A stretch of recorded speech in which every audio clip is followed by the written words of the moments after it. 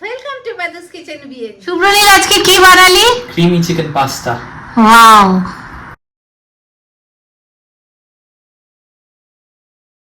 ভালো লাগলে Mother's Kitchen বিএনজি কে সাবস্ক্রাইব করবে। পাস্তা বানানোর জন্য যে কাঁচা পাস্তাটা ব্যবহার হয় সেই পাস্তাটাও আমি বানাতে শিখিয়েছিলাম। আপনারা দেখতে পারেন, এন্ড স্ক্রিনে রাখবো আর ডেসক্রিপশনেও রাখবো, দেখবেন। তৈরি হয়ে গেল একদম রেস্টুরেন্টের মতো ক্রিমি চিকেন পাস্তা।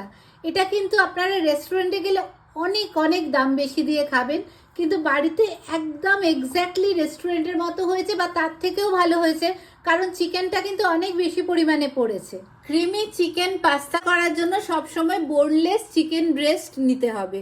ব্রেস্টের চিকেন বেশি ভালো খেতে হয়। তো ছোট্ট করে কাটতে হবে, কাবাবের মতো করে কাটলে কিন্তু হবে না, টুকরো টুকরো করে ছোট্ট ছোট্ট কিউব করতে হবে।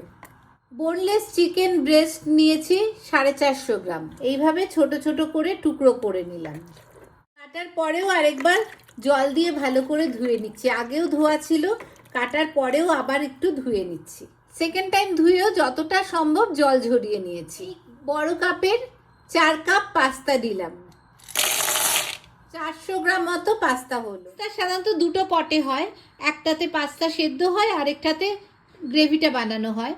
কিন্তু এটা যেহেতু আমি আমার ছেলেকে দেখাচ্ছি আর তার মতো অন্যান্য অনেককে যারা হস্টেলে বা পিজিতে থেকে রান্না করবে তাদের জন্য, তাই জন্য আমি একটাই কড়াইয়ে পুরো রান্নাটা দেখাচ্ছি, যাতে দুটো তিনটে কড়াই ব্যবহার না হয়। একদম 1 পট মিল, 1.5 টেবিল স্পুন বাটার দিলাম। বাটারটা যেই গরম হয়েছে চিকেনগুলো দিয়ে দেবো। এবার একটু ভালো করে মিশিয়ে দেব। 1 টিস্পুন নুন দিচ্ছি। নুনটা কিন্তু কম দিলাম, যদি লাগে পরে দেব, কারণ চিজ পড়বে তো, তাই নুন কম করে দিচ্ছি। মিশিয়ে দিচ্ছি। পেঁয়াজ যদি দিতে হয় প্রথমে পেঁয়াজ ভাজা করে দিতে পারেন, বা এটার মধ্যেই টুকরো করে দিতে পারেন, কিন্তু আমি পেঁয়াজ ভাজা না দিয়ে পেঁয়াজের পাউডার দিচ্ছি। Onion powder 1 teaspoon, garlic powder দিলাম, এতে গন্ধটা খুব ভালো হয়। আমি এটা দেখাচ্ছি, যদি পাউডার না থাকে পেঁয়াজের টুকরো, আদা রসুন বাটা দিয়ে দিলেও হবে। এটা করছি কালারটা খুব ভালো আসে। দেখাচ্ছি ডাইরেক্টলি হোয়াইট সস কি করে করা যায়। 1 টেবিল স্পুন ময়দা, প্রথমে ময়দাটা ভালো করে মিশিয়ে নেব। প্রসেসটা খুব সাবধানে করতে হবে। এই যে দুধটা অল্প অল্প করে দেব, একটু একটু, 1 কাপ দুধ অল্প অল্প করে দেব আর মেশাতে থাকবো, যেন এটা ময়দাটা খুব ভালো করে মিশে যায়। খুব ভালো করে মেশাতে থাকবো। যেই মিশে গেল আবার বাকি দুধটাও পুরোটা দেব না, কিন্তু একটু একটু করে দেব আর মেশাতে থাকবো। এই যে দেখছেন ময়দাটা পুরো ভালো করে মিশে যাচ্ছে, কোনো লাম্পস নেই কিন্তু। বারবার এইটাই একটু খুব সুন্দর করে করতে হবে, তাহলে আর আলাদা করে আলাদা আলাদা কড়াই ব্যবহার হবে না, একটা কড়াইয়েই সবটা রান্না হয়ে যাবে। এইভাবে মিশিয়ে দেওয়ার পরেই দেখতে হবে যেন শুকিয়ে না যায়, নিচেটা টেনে না যায়। এই যে সবটা মিশে গেল, এবারে সুব্রনীল 4 কাপ জল দে। ওই দুধের কাপেই দিয়ে দিচ্ছিস? হ্যাঁ, আস্তে করে, সবসময় আস্তে করে। সেকেন্ড টাইম জল দেওয়ার আগে ভালো করে মিশিয়ে দিতে হবে। ব্যাস, 1 কাপ জল, 2 কাপ জল হলো। আবার ভালো করে মিশিয়ে নেব, যেন নিচে কিছু লেগে না থাকে। আবার 1 কাপ জল, 3 কাপ জল হলো। এবারে গ্যাসটাকে বাড়িয়ে দিচ্ছি, আর মিশিয়ে নিয়েছি। এবার 1 কাপ জল, জলটা খুব ভালো করে মিশিয়ে নিয়েছি। এই যে জলটা হোয়াইট সসের সাথে খুব ভালো করে মিশিয়ে নিয়েছি। কিন্তু জল ফোটার দরকার নেই, পাস্তাটা আস্তে করে ঢেলে দিই, আস্তে আস্তে, যেন না খেতে, আস্তে আস্তে হতে থাকবে। চিকেন স্টকেই পাস্তাটা সেদ্ধ হবে, তাই এটা টেস্টটাও খুব ভালো হয়। শুরু করেছে, খুব ভালো করে ওপর নিচ করে মেশাতে হবে। হ্যাঁ, খুন্তিটা এইভাবে না, একদম, হ্যাঁ, বেঁকিয়ে এইভাবে ধর। আর দেখবি সবসময় যেন সাইডটা স্টিলের না হয়, এরকম প্লাস্টিকের হয়। স্টিলের হলে কিন্তু ভীষণ গরম হয়ে যাবে, সেটাও কিন্তু খেয়াল রাখতে হবে।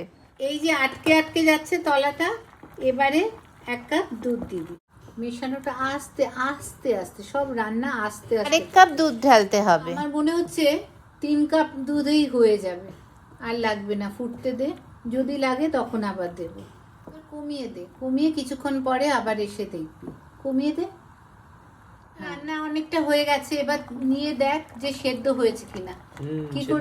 কি করে বুঝলি সেদ্ধ হয়েছে? দেখাই যাচ্ছে নরম। আচ্ছা, তুই একটা কাটা দিয়ে, একটা তুলে কাটা দিয়ে দেখ। সেদ্ধ হয়েছে, সেদ্ধ হয়েছে। চিকেনটাও দেখে নে, সুন্দর সেদ্ধ হয়ে গেছে। মাঝে মাঝে গ্যাসটা এরকম কমিয়ে বাড়িয়ে করবি, তাহলে এই দুধটা অলমোস্ট শুকিয়ে যাবে। এবার আসবে তোর পছন্দের জিনিস, তোর পছন্দ মতো যতটা চিজ দেওয়ার দিয়ে দে। এটা হচ্ছে মোজারেলা চিজ, চিজটা আস্তে করে ঢেলে দে, কমিয়ে দে আর মেশা। এবার ভালো করে মেশা। এটা যে কোনো দামি রেস্টুরেন্টের থেকেও ভালো হবে, যত দামি রেস্টুরেন্টই হোক এত চিকেন দেয়ই না। স্লাইস চিজ দিয়ে দেব। দুটো দিবি না কটা দিবি? দুটো দুটো। এটা তোর যা ইচ্ছে। স্লাইসটা না ক্রাশ করতে হবে না, জাস্ট টুকরো টুকরো করে দে, টুকরো টুকরো করে দিয়ে দে। এটাও টুকরো টুকরো করে দিয়ে দে, না হলে নিচে লেগে যাবে। দেখ নিচে লেগে যাবে, কিন্তু তাড়াতাড়ি মেনে নিস, ঘাঁটতে হয় না নিচ থেকে ওপরে। ওটা আটকে যাচ্ছে, তাই জন্য তাড়াতাড়ি করতে হবে। এবার অফ করে দে। দেখবেন আটকে যাচ্ছে, তক্ষুনি বন্ধ করে দেবেন, দিয়ে ভালো করে মিশিয়ে, একদম বাচ্চাদের মতো করেই শেখাচ্ছি, কারণ আমি সব নতুনদের শেখাচ্ছি তো তার জন্য। অরিগ্যানো। আচ্ছা নিয়ে আয়। এবার অরিগ্যানো দেবো, গ্যাসটা বন্ধই আছে, আরো লাগবে? হ্যাঁ, এটা তো আমরা বড় করছি। আচ্ছা ঠিক আছে, এটা হচ্ছে নিজের উপরে। দুটো অরিগ্যানোর প্যাকেট দিয়ে দিল, মোটামুটি 2 টেবিল স্পুন মতো হয়েছে। খুব ভালো গন্ধ এসেছে। আচ্ছা, এবারে 1 টিস্পুন পেপার দিয়ে দে, মিশিয়ে দে, মানে ছড়িয়ে দে। হ্যাঁ হ্যাঁ যথেষ্ট। এবার মিশিয়ে দে। আর সল্ট এবার একটু টেস্ট করে দেখ যে সল্ট আর লাগবে কিনা, কারণ চিজে সল্ট থাকে, তাই জন্য আমি সল্টটা কম দিয়েছি।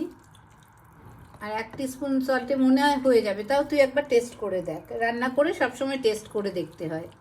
কেমন হয়েছে? দারুণ। ভালো হয়েছে? নুন টুন ঠিক হয়েছে? হ্যাঁ, সব ঠিক হয়েছে। আচ্ছা, এত ঘাটিস না, দাঁড়া, হয়ে গেছে। এবার সব সময় রান্না করে একটু স্ট্যান্ডিং টাইম দিবি, আর যদি ইচ্ছে হয় ওপর থেকে একটুখানি বাটার দিয়ে দিবি। তবে অনেক চিজ পড়েছে, এত বাটার চিজ খাওয়া উচিত না। তোমরা নিলে আজকে কি বানালি? Creamy chicken pasta. ওয়াও! বেশ কিছুক্ষণ স্ট্যান্ডিং টাইম দেওয়ার জন্য যে দুধ লাগছিল লিকুইড, সেটা কিন্তু চলে গেছে, একদম সুন্দরভাবে তৈরি হয়ে গেছে পাস্তাটা। দেখেছেন, পার্সলে পাতার কথা তো ভুলেই গেছি, এগুলো খুব ভালো করে 2-3 বার করে ধুয়ে নিলাম। এবার কুচি কুচি করে নেব। এই সামান্য একটু চেঞ্জেই রান্নার চেঞ্জ হয়ে যায় অনেকটা। আমি পার্সলে পাতা নিয়েছিলাম, কিন্তু অনেকটা বেশি দেব না, এই 1 মুঠো মতো, 2 টেবিল স্পুন মতো হবে। বেশি পাতা টাতা দিলে কিন্তু গন্ধটাতে ভালো লাগে না, সেটা আবার আরেক রকম বাজে হয়ে যায়। পার্সলে পাতাটা দেওয়ার পরে আর একটু মিশিয়ে ফুটিয়ে নিচ্ছি, 1 মিনিট মতো ফুটবে। এখনই দেখবেন, খেয়ে মনে হবে আপনি ইটালি থেকে এসেছেন। এইভাবে নিচে থেকে ওপরে একটু তুললাম, তারপরে এবারে গ্যাসটা বন্ধ করে দেব।